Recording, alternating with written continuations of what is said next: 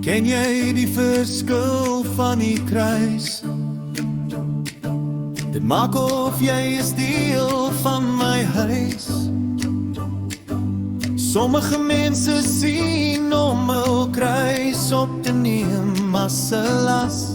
Hou jy net elke dag styf aan my vas.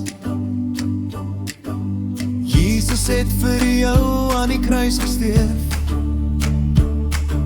Die ewige lewe het jy nou daardeur geërf. Jesus het geweet sy kruis is nie te veel. Hy wil hê dat jy saam om die hemel deel. Jy kan sonder moeite jou kruis opneem en Jesus se voetspore jou wegneem. Ek sal jou kruis nooit te swaar maak. In my liefde sal ek jou kom aanraak. Dra jou kruis elke dag met blymoedigheid. Ek stap saam jou en jy doen dit nie in alleenheid.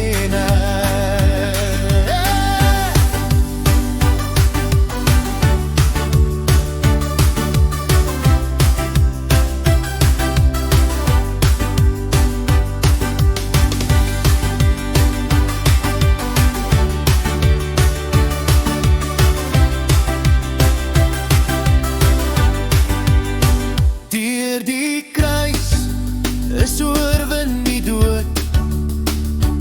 Ek kom gee jou daglikse brood. Aan sy kruis het Jesus gehang.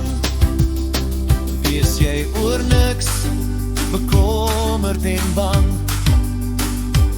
Sien die kruis as jou oorwinningsvlag. Daar is teen my kinders nou geen krak. Aan sy kruis het Jesus gehang.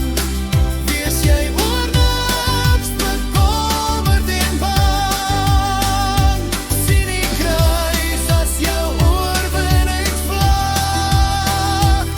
Daar is my kinders nou geen krak. Ek sal jou kruis nooit te swaar maak. In my liefde sal ek jou kom aanraak. Dra jou kruis